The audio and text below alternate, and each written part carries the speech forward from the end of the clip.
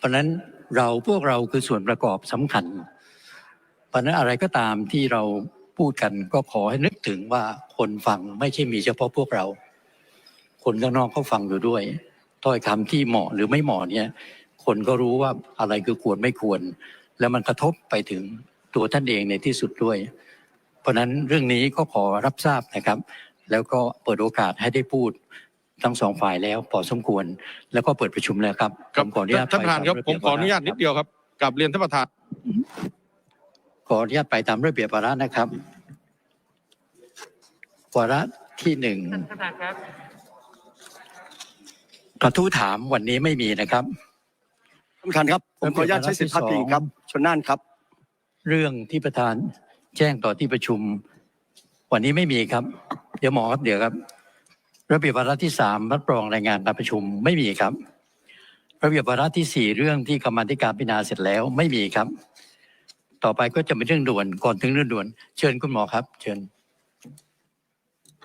ท่านประธานที่เคารพกระผมนายชลน่านสีแก้วสมาชิกสภาผู้แทนราษฎรจังหวัดน่านพรรคเพื่อไทยกราบขอบคุณท่านประธานครับที่อนุญาตให้ผมได้ใช้สิทธิพาดพิงตามข้อบังคับผมจำเป็นต้องกราบเรียนชี้แจงท่านประธานต่อสภาแห่งนี้นะครับเพราะว่ามีชื่อผมปรากฏอยู่ในการหารือของขออนุญาตเอ่ยนามครับท่านสสยุทธพงศ์จรัสเสถียรประเด็นที่ปรากฏขึ้นถ้าผมไม่กราบเรียนชี้แจงเนี่ยกับผมได้รับความเสียหายประการที่1ท่านประธานครับผมใช้สิทธิ์ของสมาชิกสภาผู้แทนราษฎรเป็นผู้อภิปรายไม่ไว้วางใจนายกรัฐมนตรีและรัฐมนตรีตามบทบัญญัติรัฐธรรมนูญเป็นการตรวจสอบผมใช้ข้อกล่าวหาที่รุนแรงเลยครับและใช้ข้อมูลที่ผมได้มาที่มีแหล่งข้อมูลชัดเจนประกอบกับการอภิปรายจริงอยู่ครับในสายตาของอีกซีกหนึ่งนะครับที่พยายามที่จะปกป้องสิทธิ์เนี่ยก็ไปยื่นร้องได้ครับถ้าเห็นว่าผมกระทำผิดและข้อกล่าวหาผมคือกระทำผิดมาตรฐานจริยธรรมอย่างร้ายแรงนะครับซึ่งท่านสามารถไปยื่นต่อปปช.ได้โดยตรงเลยฉะไหนต้องมาใช้เวทีสภาเพื่อมาแสดงว่าผมกระทำผิดนั่นหมายความว่ามีเจตนาแอบแฝงที่จะทำลายชื่อเสียงผมท่านประธานครับถ้ามีเจตนาบริสุทธิ์คุณไปยื่นฟ้องปปช.ได้เลยครับมายื่นต่อท่านได้เลยแต่การแถลงข่าวอย่างเนี้ยเป็นการเจตนาไม่สุจริตเป็นการละเมิดสิทธิ์ผมถ้ากรรมการจริยธรรมที่สภาสอบนะครับไม่มีมูลเนี่ยผมจะเอาผลสอบนั้นนะครับไปบอกว่าท่านไม่สุจริตละเมิดสิทธิ์ท่านแจ้งความเท็จครับท่านประธานครับประการที่2ครับการอภิปรายในสภากล่าวหารัฐมนตรีนายกรัฐมนตรีเป็นเอกสิทธิ์ตามบทบัญญัติรัฐธรรมนูญมาตรา124ครับจะนำไปฟ้องร้องกรณีใดมิได้กรณีใดๆด้วยนะครับมิได้นี่เป็นสิทธิ์เพราะฉะนั้นเนี่ยผมกลับเรียนด้วยความเคารพครับว่า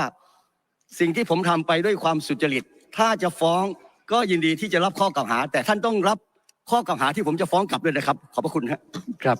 ท่านประธานครับท่านประธานครับท่านประธานครับประท้วงครับท่านประธานครับผมวิสารเตชะธีรวัตรครับถูกพาดพิงครับขออนุญาตชี้แจงสั้นๆนิดเดียวครับท่านประธานบรรยากาศจะได้รับรื่นครับไม่แล้วนะครับผมขออนุญาตไปตามระเบียบวาระครับต่อไปก็จะขออนุญาตการลงมติเพื่อให้สมาชิกลงมติตามญัตติขอเปิดอภิปรายทั่วไปเพื่อลงมติไม่ไว้วางใจนะครับขอเรียนให้ทราบว่าถึงแม้ว่าสมาชิกจะทราบแนวปฏิบัติดีอยู่แล้วเพราะว่าเราได้ผ่านกระบวนการประสบการณ์นี้มาเป็นปีที่3แล้วก็ตามแต่ว่าเพื่อความสมบูรณ์ของกระบวนการนั้นขอเรียนให้ทราบว่าตามรัฐธรรมนูญและตามข้อบังคับนั้นกำหนดไว้ว่า 1. มาตรา151วรรค4กำหนดให้มติไม่ไว้วางใจต้องมีคะแนนเสียงมากกว่1/2ของจำนวนสมาชิกทั้งหมดเท่าที่มีอยู่ของสภาผู้แทนราษฎรเมื่อมีสมาชิกสภาผู้แทนราษฎรทั้งหมดปฏิบัติหน้าที่ได้ในขณะนี้482คนองค์ประชุมในการลงมติจะต้องไม่น้อยกว่า1/2คือ241คนดังนั้นมติไม่ไว้วางใจจะต้องมีคะแนนเสียงมากกว่า1/2คือต้องมากกว่า241คือเท่ากับต้อง242เป็นต้นไปนะครับ ประการที่สองการลงมติจะเป็นไปตามลำดับรัฐมนตรีที่ถูกอภิปรายไม่ไว้วางใจเป็นรายบุคคลตามที่ปรากฏในยติโดยเริ่มลำดับที่หนึ่งพลเอกประยุทธ์จันทร์โอชานายกรัฐมนตรีและรัฐมนตรีว่าการกระทรวงกลาโหมสองนายอนุทินชาญวีรกูลรองนายกรัฐมนตรีและรัฐมนตรีว่าการกระทรวงสาธารณสุขสามนายสุชาติชมกลิ่นรัฐมนตรีว่าการกระทรวงแรงงานสี่นายศักดิ์สยามชิดชอบรัฐมนตรีว่าการกระทรวงคมนาคมห้านายเฉลิมชัยศรีอ่อนรัฐมนตรีว่าการกระทรวงเกษตรและสหกรณ์หกนายชัยวุฒิธนาคมานุสรณ์รัฐมนตรีว่าการกระทรวงดิจิทัลเพื่อเศรษฐกิจและสังคมประการที่สามทุกครั้งในการลงมติจะต้องให้สมาชิกแสดงตนเพื่อตรวจสอบองค์ประชุมก่อนลงมติตามข้อบังคับข้อที่78อันนี้ก็เรารู้อยู่ว่าองค์ประชุมก็ครบแต่ว่าข้อบังคับก่อนลงมติทุกครั้งต้องตรวจสอบองค์ประชุมนะครับประการที่สี่เมื่อองค์ประชุมครบขั้นตอนต่อไปจะเป็นการถามมติในที่ประชุมคำถามก็จะถือเอาญัตติเป็นหลักนะครับคือจะถามว่าจะผู้ใดเห็นไม่ควรไม่ไว้วางใจอันนี้จะเป็นหลักนะครับเป็นคำถามที่เอาญัตติเป็นหลักครับคำถามที่สองก็จะเป็นว่าผู้ใดเห็นควรไว้วางใจหรือไม่เห็นด้วยกับญัตติก็ลงมติไปตามที่ปรากฏในแนวทางการลงมตินะครับนี่เป็นแนวที่ปฏิบัติหลังจากนั้นก็จะได้แจ้งให้ทราบว่าคะแนนลงคะแนนนั้นมติออกมาเป็นอย่างไรนะครับประการที่ห้าสมาชิกซึ่งเข้ามาในที่ประชุมระหว่างการออกเสียงลงคะแนนอาจออกเสียงลงคะแนนได้ก่อนประธานสั่งปิดการนับคะแนนเป็นไปตามข้อบังคับข้อที่86นะครับอันนี้แต่ว่าจะให้โอกาสท่านสมาชิกว่าให้มีเวลาในการลงคะแนนแล้วถ้าท่านใดที่มีปัญหาก็แจ้งให้ทราบเพื่อไม่ให้เกิดปัญหาตามมาทีหลังนะครับสมาชิกท่านใดกดปุ่มผิดพลาดถ้าประธานยังไม่สั่งปิดการนับคะแนนสมาชิกสามารถแก้ไขการลงคะแนนได้แต่เมื่อประธานได้สั่งปิดการนับคะแนนแล้วจะไม่สามารถแก้ไขได้เมื่อประธานสั่งปิดการนับคะแนนหากสมาชิกท่านใดที่ใช้สิทธิ์ลงคะแนนไม่ทันมาไม่ทันหรืออย่างไรก็ตามนะครับสมาชิกไม่มีสิทธิ์ที่จะลงคะแนนสมาชิกมีสิทธิ์เพียงขอให้บันทึกการลงคะแนนตนเองไว้เท่านั้นแต่ไม่นับเป็นคะแนนนะครับขอเรียนเพื่อว่าพวกเราจะได้ไม่มีปัญหาครับจะได้เตรียมตัวผมขออนุญาตไปตามลำดับนะครับตามที่เรียนไว้ลำดับที่หนึ่งการลงมติของพลเอกประยุทธ์จันทร์โอชานายกรัฐมนตรีและรัฐมนตรีว่าการกระทรวงกลาโหมนะครับก่อนที่จะลงมติก็ขออนุญาตท่านสมาชิกคุณจุลพันธ์มีอะไรเชิญ ท่านประธานที่เคารพผมจุลพันธ์ อมรนิวัฒน์พรรคเพื่อไทยจากจังหวัดเชียงใหม่ครับเมื่อสักครู่ที่รับฟังคำชี้แจงของท่านประธานโดยเฉพาะในขั้นตอนการถามคำถามเนี่ยนะครับในห้องประชุมนี้ค่อนข้างเกิดความสับสนครับครับเดี๋ยวจะครับเพราะว่าโดยปกตินะครับท่านประธานครับเวลาเราจะถามญัตติเนี่ยเราจะเอาตัวญัตติเป็นตัวตั้งใช่ครับจะถามว่าเห็นชอบกับญัตติไม่ไว้วางใจให้กดเห็นด้วยนะครับถ้าไม่เห็นชอบให้กดไม่เห็นด้วยถูกไหมครับถ้าเห็นชอบกับญัตติไม่ไว้วางใจก็คือไม่ไว้วางใจให้รัฐมนตรีอยู่ต่อครับถ้าไม่เห็นชอบคือให้อยู่ต่อคิดง่ายๆอย่างนี้ครับถูกต้องไหมครับมีแนวปฏิบัติอยู่แล้วครับเดี๋ยวจะเรียนให้ทราบครับเดี๋ยวจะตั้งคำถามนะครับไม่มีปัญหาครับท่านแรกพลเอกประยุทธ์จันทร์โอชานายกรัฐมนตรีและรัฐมนตรีว่าการกระทรวงกลาโหมนะครับขอลงมติว่าผู้ใดเห็นควรไม่ไว้วางใจหรือผู้ใดเห็นควรไว้วางใจหรือผู้ใดงดออกเสียงนะครับขออนุญาตที่ประชุมได้กรุณาแสดงตนเพื่อตรวจสอบองค์ประชุมครับ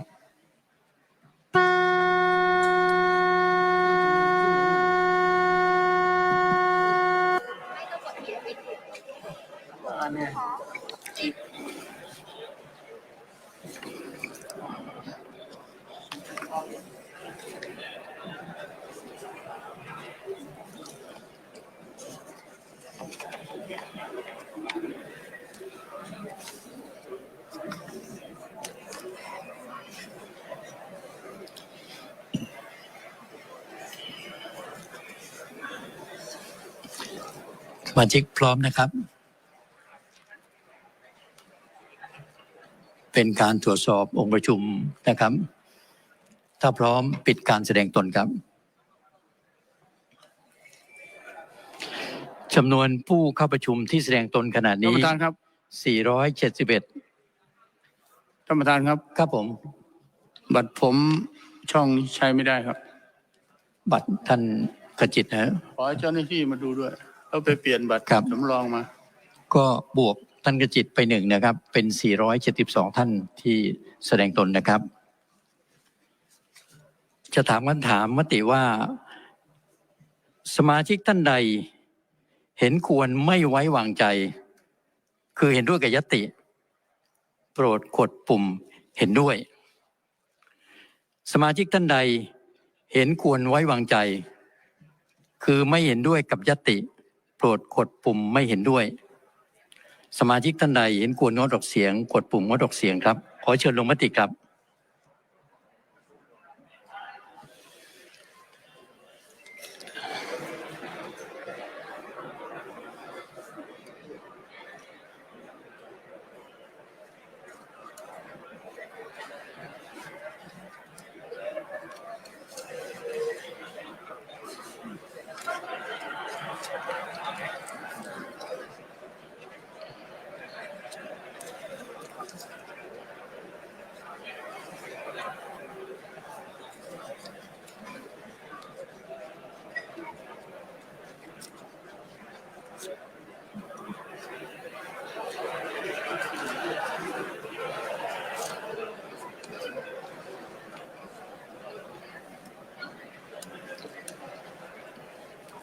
มีสมาชิกท่านใดไม่พร้อมไหมครับ ยังอยู่ในระหว่างการลงคะแนนครับ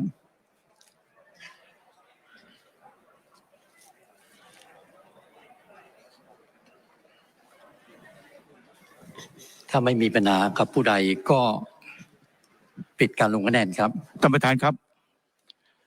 ท่านประธานครับ ผม ครับ อุบลศักดิ์บัวงามสมาชิกสภาผู้แทนราษฎรจังหวัดลพบุรีครับ ผมใช้บัตรสำรองครับ ครั้งที่แล้วเนี่ย ผมกดเรื่องงบประมาณปรากฏแล้วชื่อไม่ขึ้นครับ ผมขอย้ำวิธีกลัวบัตรสำรองจะผิดพลาดอีก ขอยืนยันไม่ไว้วางใจครับ493ครับ ใช้บัตรไปแล้วใช่ไหมครับ ใช้ไปแล้วครับ ใช้ไปแล้ว คือครั้งที่แล้วเนี่ยงบประมาณเนี่ยปรากฏ เดี๋ยว ผม เดี๋ยว กด เดี๋ยวจะสับสนนะครับ เดี๋ยวสับสน เลยกลัวจะผิดพลาดอีกครับ ไม่เปลี่ยนแปลง ผลการลงคะแนนนะครับจำนวนผู้ลงมติ 475 ท่าน 475 ท่านนะครับ เห็นด้วย 208 ท่าน ไม่เห็นด้วย 264 ท่านงดออกเสียง 3 ท่าน ไม่ลงคะแนนเสียงไม่มีครับ มติที่ประชุมที่เห็นด้วยไม่ไว้วางใจไม่ถึง 242 นะครับ คือไม่เกินครึ่งหนึ่งมติที่ประชุมก็ไว้วางใจครับท่านต่อไปท่านที่2นะครับนายอนุทินชาญวีรกูลรองนายกรัฐมนตรีและรัฐมนตรีว่าการกระทรวงสาธารณสุขก่อนลงมติกรุณาตรวจสอบองค์ประชุมแสดงตนนะครับ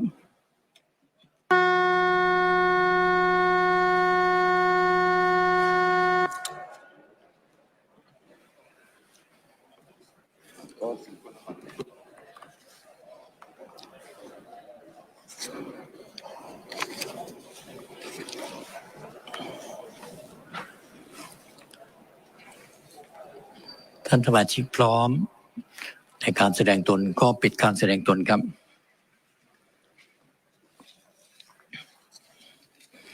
จำนวนผู้เข้าประชุมที่แสดงตนขณะนี้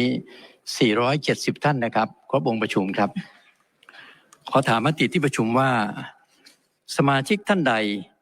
เห็นควรไม่ไว้วางใจคือเห็นด้วยกับยติโปรดกดปุ่มเห็นด้วยสมาชิกท่านใดเห็นควรไว้วางใจคือไม่เห็นด้วยกับยติโปรดกดปุ่มไม่เห็นด้วยสมาชิกท่านใดเห็นควรงดออกเสียงโปรดกดปุ่มงดออกเสียงครับขอเชิญลงมติครับ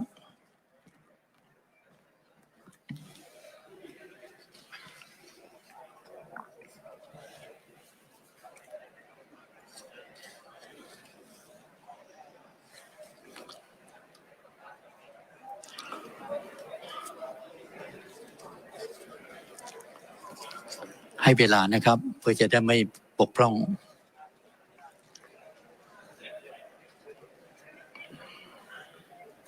สมาชิกท่านใดที่มีปัญหาบัตรมีปัญหาไม่พร้อมกรุณาแจ้งนะครับเพราะถ้าสั่งปิดไปแล้วก็ไม่มีสิทธิ์ที่จะลงคะแนนใหม่พร้อมแล้วก็ปิดการลงคะแนนครับ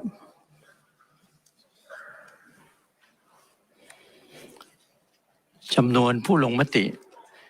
476ท่านนะครับเห็นด้วย196ท่านไม่เห็นด้วย269ท่านงดออกเสียง11ท่านไม่ลงคะแนนเสียงไม่มีครับมติที่ประชุมเห็นด้วยไม่ไว้วางใจไม่เกินกึ่งหนึ่งครับเพราะนั้นมติที่ประชุมก็ไว้วางใจครับลำดับที่3นายสุชาติชุมกลิ่นก่อนถามมติกรุณาแสดงตนนะครับเพื่อตรวจสอบองค์ประชุมครับ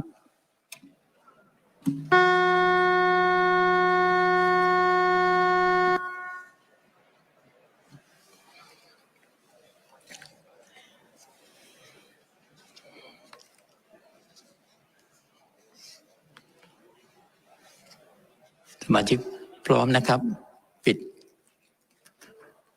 ปิดการแสดงตนครับ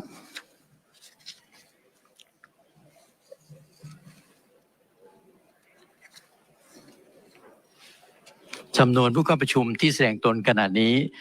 469ท่านครบองค์ประชุมครับขอถามมติที่ประชุมว่า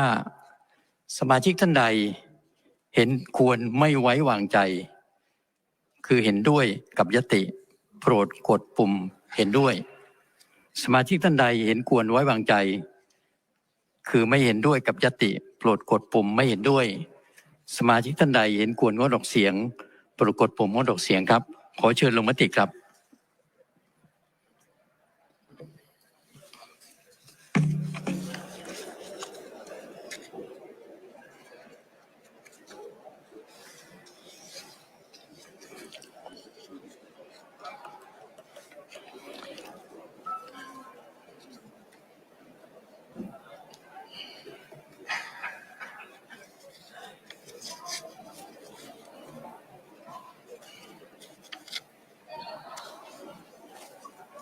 สมาชิกพร้อมนะครับไม่มีผู้ใดมีปัญหาขอปิดการลงมติครับจำนวนผู้ลงมติ475ท่านครับเห็นด้วย201ท่านไม่เห็นด้วย263ท่านงดออกเสียง10ท่านไม่ลงคะแนนเสียง1ครับมติที่ประชุมที่เห็นด้วยไม่ไว้วางใจไม่เกินกึ่งหนึ่งมติที่ประชุมก็ไว้วางใจครับลำดับที่4ครับนายศักดิ์สยามชิดชอบรัฐมนตรีว่าการกระทรวงคมนาคมขอเชิญสมาชิกแสดงตนเพื่อตรวจองค์ประชุมพอลงมติครับ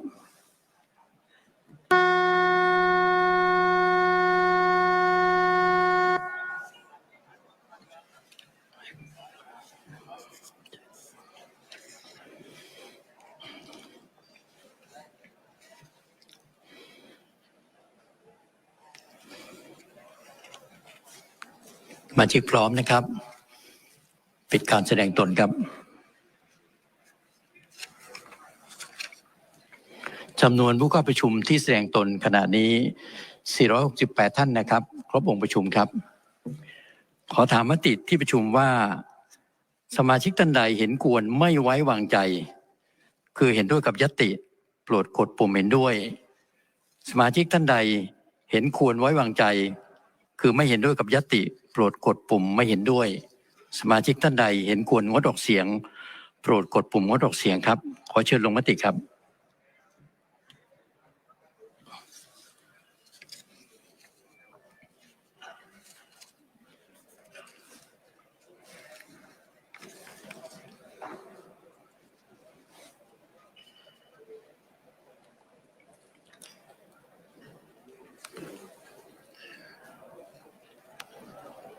ท่านสมาชิก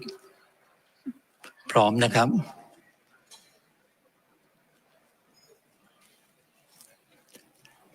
ปิดการลงมติครับ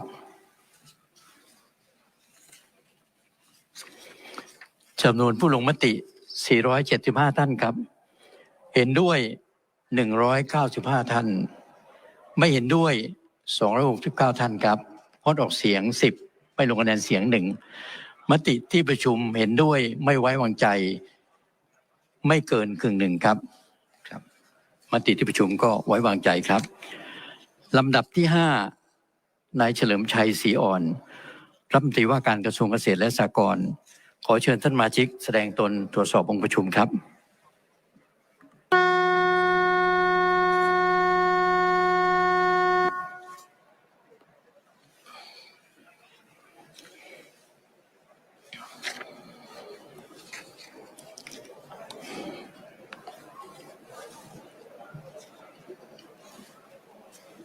ท่านสมาชิกพร้อมแล้วนะครับ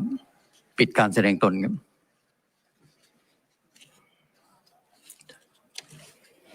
จำนวนผู้เข้าประชุมที่แสดงตนขณะ ท่านประธานครับนี่แค่เมื่อกี้ผมไม่ได้แสดงตนครับ ไม่เป็นไรครับ 273 ครับ ครับไม่เป็นไรครับพอปิดไปแล้วครับ466ท่านนะครับครบองค์ประชุมครับขอถามมติที่ประชุมว่าสมาชิกท่านใดเห็นควรไม่ไว้วางใจคือเห็นด้วยกับญัตติโปรดกดปุ่มเห็นด้วยสมาชิกท่านใดเห็นควรไว้วางใจคือไม่เห็นด้วยกับญัตติโปรดกดปุ่มไม่เห็นด้วยสมาชิกท่านใดเห็นควรงดออกเสียงโปรดกดปุ่มงดออกเสียงขอเชิญลงมติครับ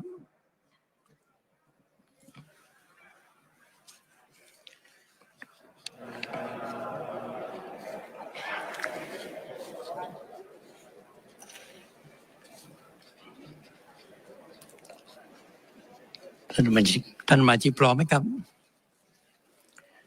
ถ้าพร้อมแล้วปิดการลงมติครับจำนวนผู้ลงมติ478ท่านเห็นด้วย199ท่านไม่เห็นด้วย270ท่านงดออกเสียง8ท่านไม่ลงคะแนนเสียง1ท่านครับมติที่ประชุมเห็นด้วยไม่ไว้วางใจไม่เกินครึ่งหนึ่งครับมติที่ประชุมไว้วางใจครับต่อไปลำดับที่6นายชัยวุฒิธนาคมานุสรณ์รัฐมนตรีว่าการกระทรวงดิจิทัลเพื่อเศรษฐกิจและสังคมครับขอเชิญสมาชิกกดแสดงตนเพื่อตรวจสอบองค์ประชุมครับ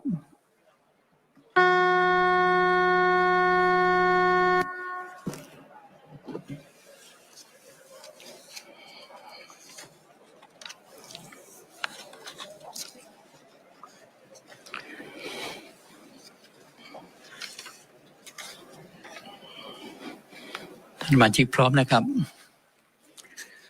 ปิดการแสดงตนนะจำนวนผู้เข้าประชุมที่แสดงตนขณะนี้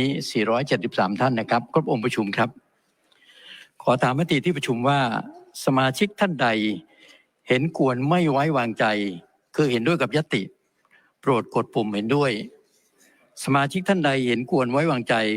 คือไม่เห็นด้วยกับญัตติโปรดกดปุ่มไม่เห็นด้วยสมาชิกท่านใดเห็นควรงดออกเสียงโปรดกดปุ่มงดออกเสียงครับขอเชิญลงมติครับ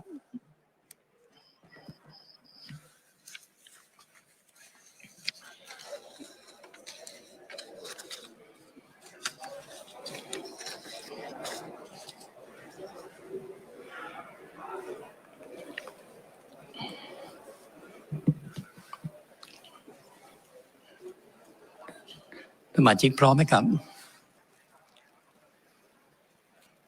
พร้อมแล้วปิดการลงมติครับจำนวนผู้ลงมติ478ท่านเห็นด้วย202ท่านไม่เห็นด้วย267ท่านงดออกเสียง9ท่านไม่ลงคะแนนเสียงไม่มีครับมติเห็นด้วยไม่ไว้วางใจไม่เกินครึ่งหนึ่งมติที่ประชุมไว้วางใจนะครับก็จบการลงมติญัตติอภิปรายไม่ไว้วางใจครับ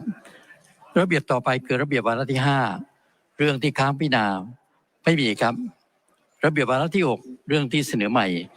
ไม่มีครับระเบียบวาระที่7เรื่องอื่นๆไม่มีครับหมดระเบียบวาระการประชุมวันนี้ครับท่านประธานครับ ผมขอ ท่าน ข ป อบ ระ พ ธาน ระ ครับ คุณทุ ผม กท่าน วิสาร นะค เต รับ ชะธีรวัตร ข ครั อบ ปิดการประชุมครับ